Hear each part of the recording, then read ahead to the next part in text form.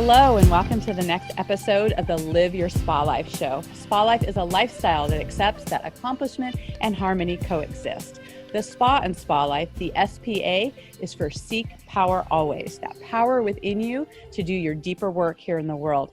I am so thrilled to have a dear friend and a wonderful person in the world, Renee Teller, who was a single mom who had a vision for the life she wanted for herself and her son.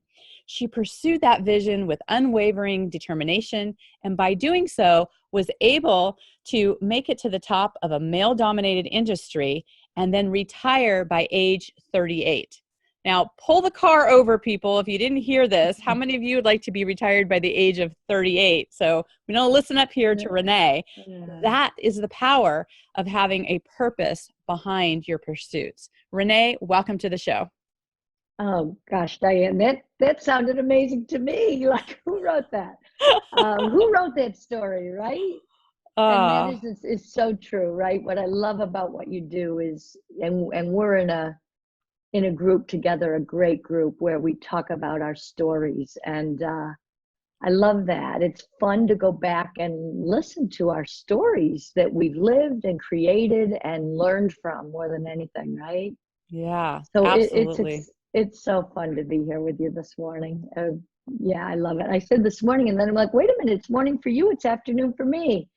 This coast to coast stuff Right. is amazing. What we get to do and the space we get to live in today, Diane. Oh my gosh, It's so it's brilliant. fantastic. I love Yeah, it. I love being with you. And, yeah. I love when you talk about that, having a purpose behind your pursuits. And have you always known your purpose? No, no. What I love that you just said though is your purpose behind your pursuit. I always had a pursuit, but I never knew my real purpose until um, I've done a video and I say where your heart and your head converge. That's where you. So I lived those early years, as so many of us do, in my head gifting, right? In the skill set that I think I was born with, which I'm a CPA. I'm a numbers person. I was in finance. I'm a left brain thinker. I would say a left brained head and a right brained heart. Because where those two things converge is where I found my sweet spot, right? But I had to get my left brained, my head skill set to stop long enough. And that's when I really found my true purpose. I did find my purpose in the pursuit that I was doing with, reason and rationale, which is you opened with, I was a single mom. And that devastated me because I grew up in a very strict religion family, and that didn't happen. And not only did I lose my relationship with my son's father, but I lost my relationship with my whole family, right? My world really came crashing to the ground, which, by the way, wasn't enough for me to find my purpose, Diane. I was in pursuit of survival. It's in survival mode. Right. So there's so much around that, right? And did I think I was living my purpose? I guess not. At that time in my life, I knew I was in pursuit to be sure we could survive, right? A mom with one child, and so many people, I think, Diane, that you and I talked to today are in that space, right? I'm just trying to survive. I don't have time to figure out what my purpose is. I just need to survive. And sometimes we need to do that. Sometimes we need to you've just got to survive right now. And all this stuff about finding your true purpose, it will come. It will come because, as you and I know, every piece of our story serves us into the space that we ultimately live and excel in or prosper in just every way of life, right? Right. Absolutely. And what I love about your ability to go back to your foundation, because a lot of our listeners may be in that place. And so many times they look at, either you or I and really think like, okay, they got it all together, they are successful. And, they don't realize our origin stories and how, what was the path in getting there. And, for those who don't know some of this, I love how you talk about the left and right brain, because not only have you worked as a CPA, but you've been partners in a real estate development firm, CEO of wellness center. And, after your mom's terminal cancer journey, that was started after that, right? So like you did a lot of things that were in numbers, and then you went into wellness, and then you also do commercial construction with your husband, Peter. So there's a lot of different hats that you've worn and a lot of places that you've gone. And I love, because some people will be like, well, how does that add up? They all seem very different. And I think that there is lessons in the leap, right? Where you can go from left brain to right brain and back again. How was some of those transitions for you? Because being, in very traditional business, CPA and building and those kind of things, and then into wellness, what was that transition like for you? I'm still transitioning. The wellness center was, I think, 20 years old last year. And Wow. you know what I said? And this is why you just, you hear all the things about trust the process, trust the journey. Those are correct statements, right, Diane? When you are in the right space of being still and listening, that's when you can trust. If somebody isn't open and their eyes, ears, heart, mind are not open, maybe they shouldn't be trusting whatever's happening. But if you are in that space and your heart is right, I always said I didn't do everything right, but my heart was always right. And so everything is going to work together for good when really your heart is in the right place. Right. And so when I left and went into the wellness world, and I'm one of 5 girls. I'm not sure if you were there once on stage when I told my story about how I'm the second born to a family of 5 girls. And the youngest went into the wellness business with me. That was her passion from the get-go. She was in that field in college. She's an exercise physiologist and nutritionist, and that was part of it. But my mindset at that time was all about body, mind, soul, right? Helping people totally be well. That transition, so she came after I finished working with Wall Street guys. Now you can imagine, I opened this center. I'd been at 5:30 a.m. meetings for 13 years at a conference room table in suits, pumps, the whole 9 yards. And now I'm in a wellness center and I'm walking in my, sneakers or whatever every day. But I was still Wall Street Renee, right? And my sister was like, who is this? I don't know this sister, right? I mean, she hadn't watched me grow in that 15-year career. Right. And I had become all the things you need to be to survive in that business. So when you say, what was that transition like? It was like re-entry from Space Center, Cape Canaveral, whole 9 yards. And it was a splash.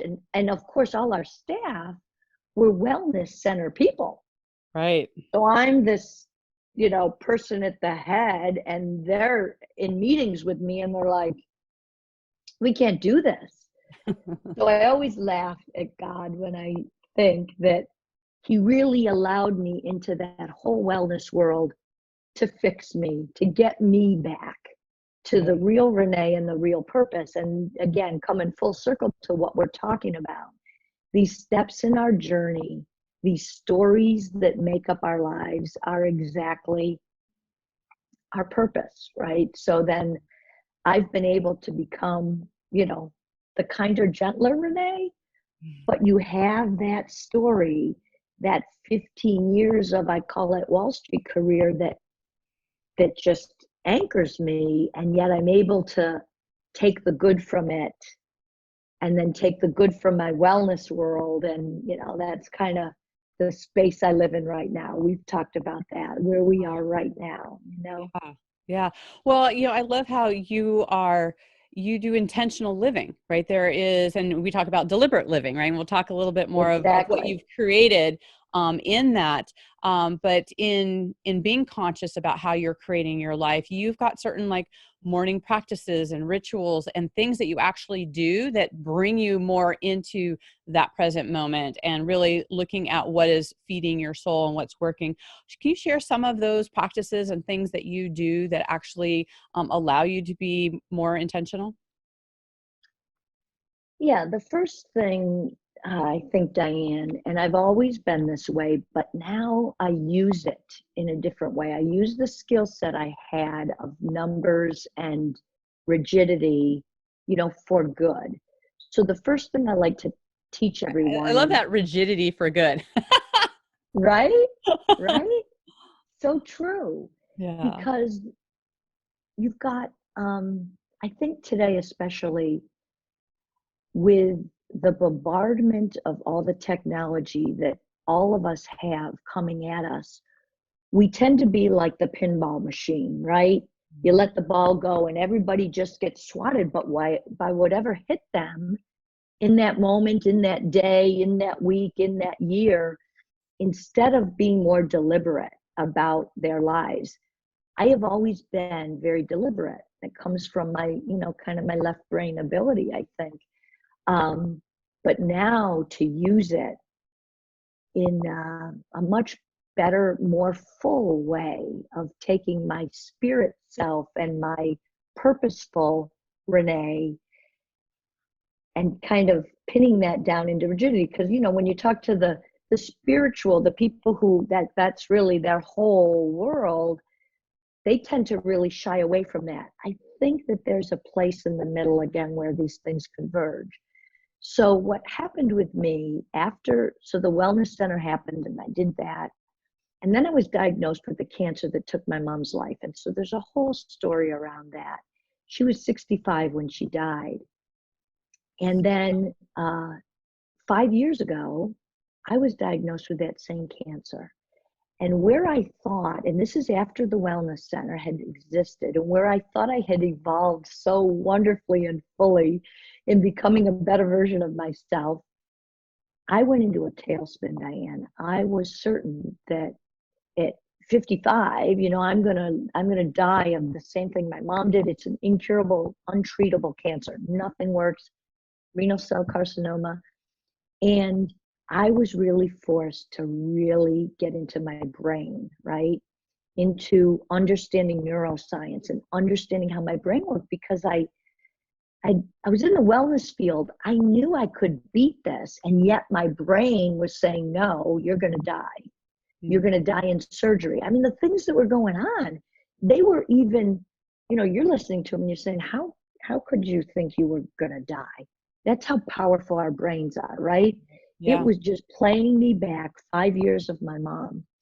So what I did, what I think I got, and what I loved from that journey is really the completeness of my wellness world, which is body, mind, soul.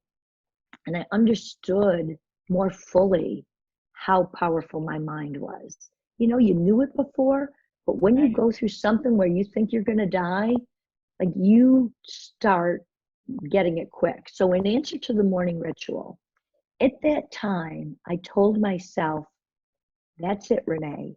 There is no more waking up in the morning and hitting the ground running. I mean, I prided myself in that, Diane. Like, Right. you get up, you know what your day's going to be like, you hit the ground running, not even allowed.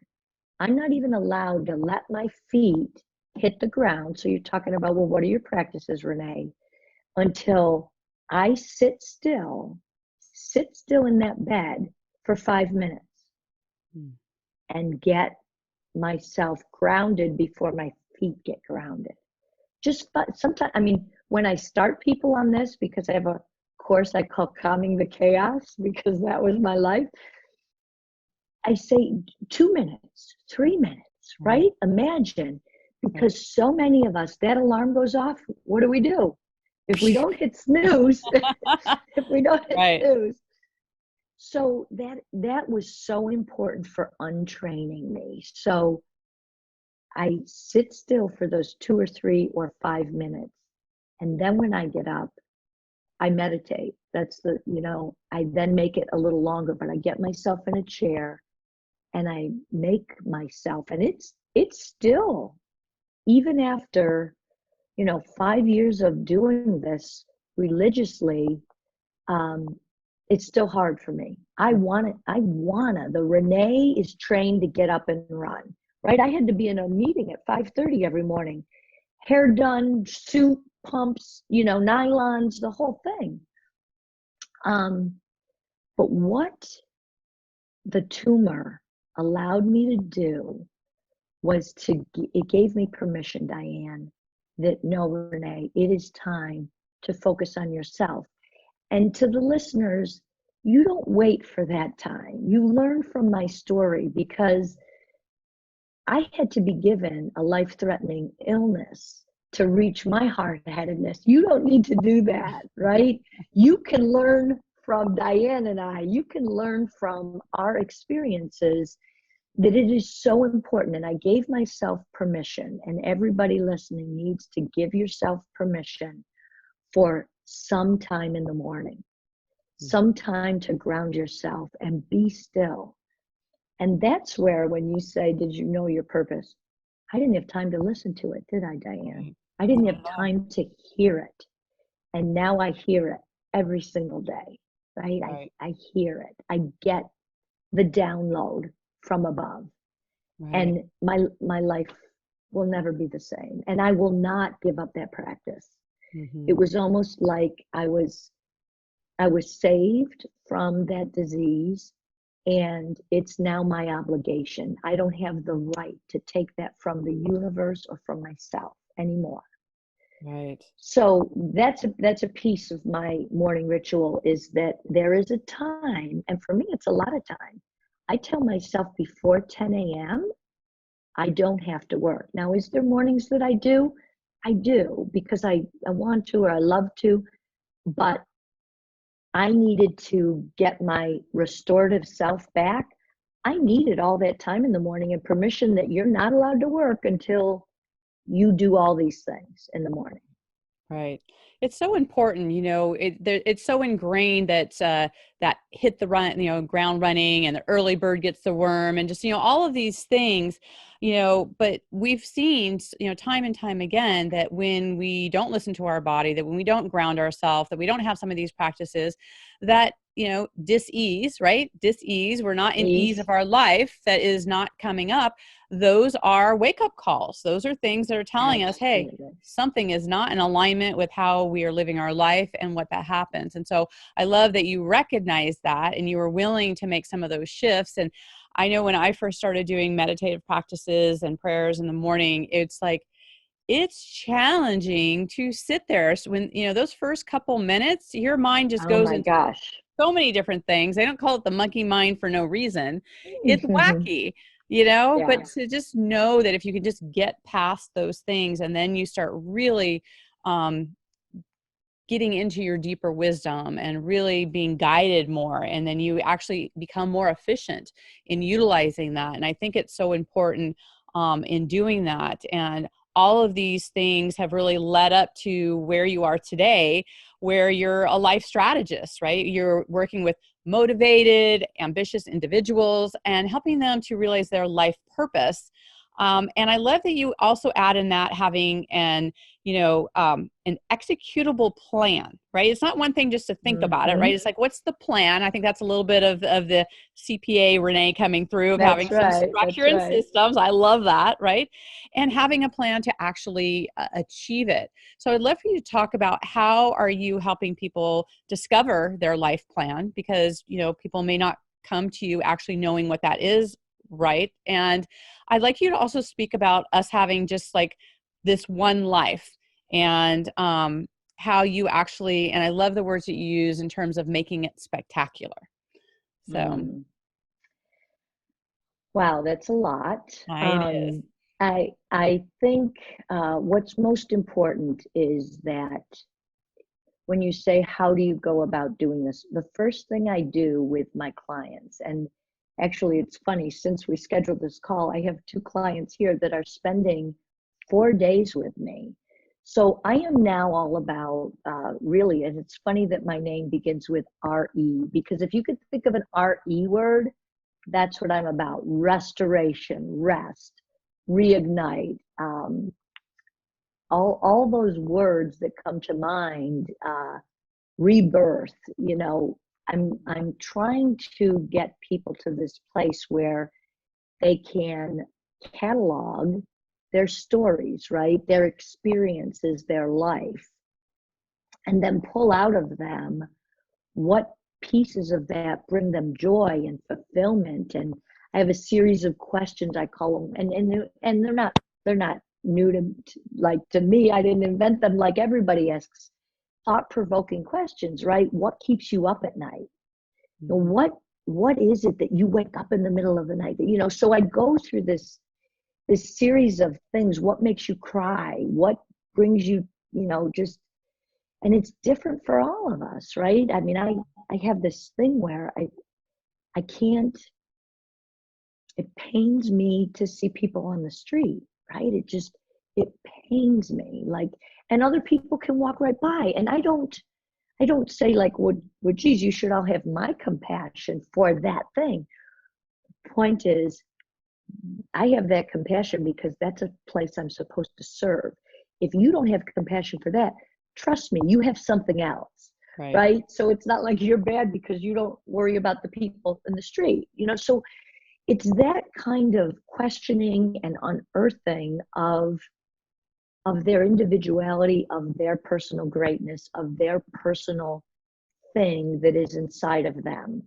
And oftentimes, whether we know it or not, like, people say to me, how did you end up as a CPA and a finance person? You're so not that. Well, I am. I mean, I'm very like you, Diane, and I love us talking about organization. I'm very organized, and everything's got a system, right? Finance people, accounting people, people who run businesses. No business is run without rigid systems.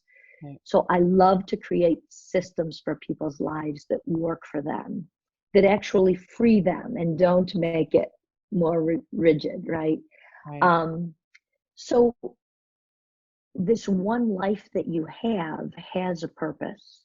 There is no doubt. And I almost think it's the technology, everything in my world, that everything in the world can be used for good and bad. I think we see it. I think we all know it, right? Yeah. Nothing is all one way, and it depends on, who gets a hold of it and uses it. I mean, we talk about the deep dark web, right? There's a whole thing going on, right? With, unfortunately, the technology. But with all this bombardment of information, I feel like it's hurting our humanness, right? It's forcing people to not even know who they are, right? The social media and wanting to be and wanting this and wanting that. So the first thing I like to do is take you away from your environment. So I'm all about retreats, the RE word. I'm all about, whether it's an individual retreat for me or I do group retreats, getting people away from that environment where I can then help you, facilitate you tapping into you tapping into your greatness, and then getting it down on a piece of paper and ultimately turning it into an executable plan. So I don't believe that you can do that alone or in the space that you're already in. You've got to remove yourself from your day to day. Right. I wholeheartedly believe that. There's something about, that whole physician heal thyself, right? Because you can do so much for, and I think this is what keeps people back from actually getting the deeper support, is they're like, well, but I do this for other people, right? I can help everyone else with this. And some of these questions are things that we even say to other people, but when we say them to ourselves, it somehow doesn't trickle in deep enough, and you don't get perspective enough from that. So, you and I are soul sisters on that, about getting out of your environment and really looking at things from a different perspective, where you've got, a coach or a mentor that actually sees you and can really walk you through that kind of process to really look at yourself in a way that you maybe have never even seen before. Yeah, no question. And no question. We were created to be relational beings, right? We weren't created to do anything by ourselves.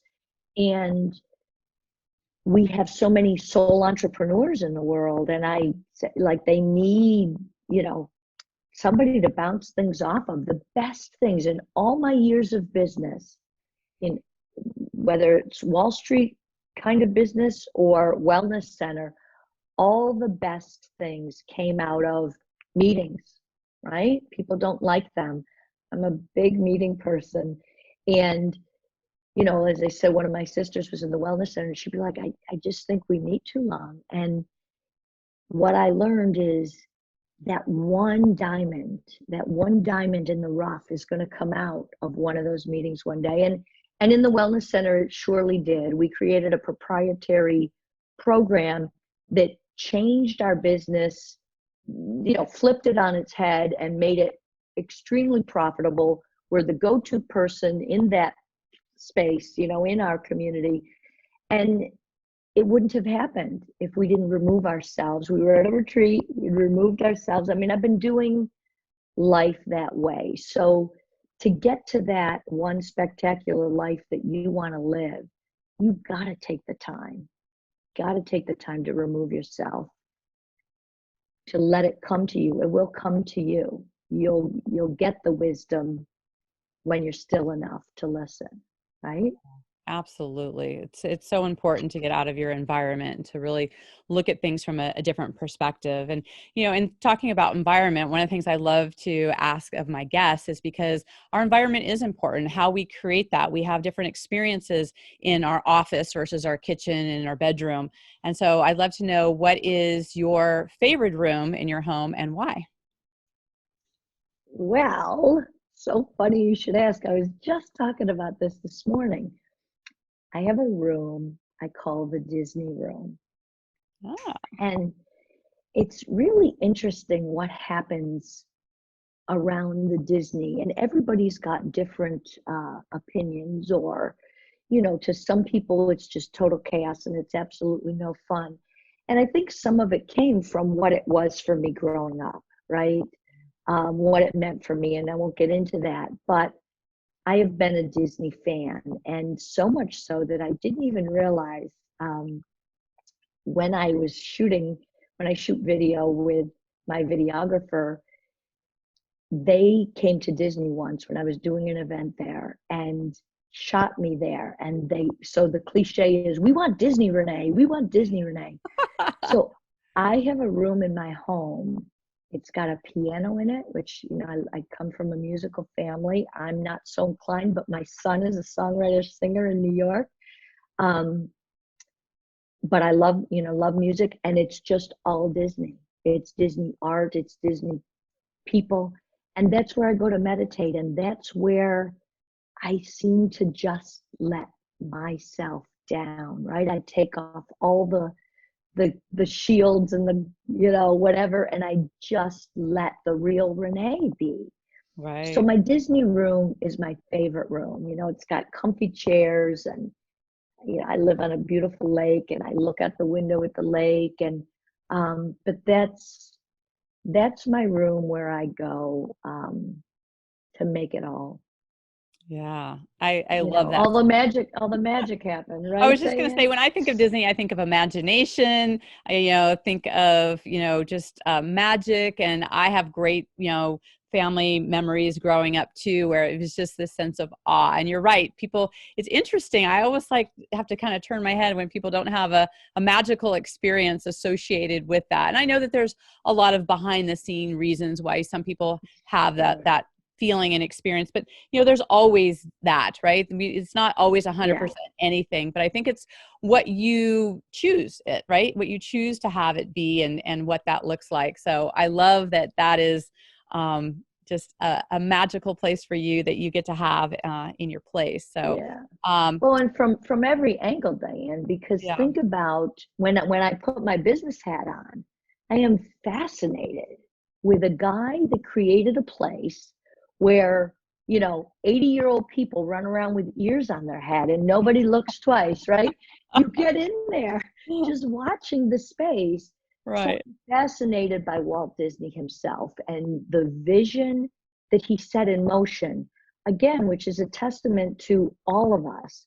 What our purpose here is on earth may not be to make it all happen. It may be to light the fire under the torch that does something like that. So it just all the way around. It's my jam, right? Yeah, I love it. I love it so much. Well, you and I could be talking all day long, and I love this topic and what we're up to. And I know that our listeners are going to want to stay connected with you, and you have a special gift, part of your deliberate living. I'd love for you to share.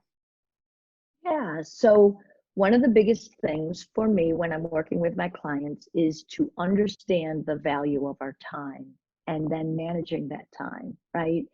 And it's a big part of where I start with people really honing in on creating a spectacular life, because we all have 168 hours in a week. Doesn't matter who you are, we all have the same amount of time, and it's how we use it and what we do with it that is going to make or break our life. So I have a course that I do, and if you want to get onto Facebook and search for deliberate living the life you love, we can get you in that group, because we're going to be starting to go through that course. And if you're too excited to wait, for Diane's listeners only, if you send me an email, Renee, Renee, at reneeteller.com, I'll send you that course for free to get started and go through that little setup that I have of the beginnings, right, of how to make an executable plan for your life. Understanding your time, how you use it, and more importantly, how you're going to use it after this call, right, Diane? Nice. Absolutely. Well, thank you so much. That's so generous, because it does start with awareness around how you're spending your time and what that looks like. So definitely, to our listeners, you're going to want to grab that. And Renee, I just want to thank you so much for your wisdom and for being here. And do you have any final thoughts for our audience? I think if I gave you two things to walk away with and where to start, Diane, it would be to be still in the morning, to take that time and ask for two questions. If you believe in something bigger than yourself, if you believe in a higher power, which is where I think it all starts, when you're still, you ask for that power to be in the room with you, to fill your every molecule and cell and soul, and then you ask it to impart wisdom. And that's what I do. The wisdom that you're going to get is going to mostly come from the reason that you're here, from the reason that you were created and purposed.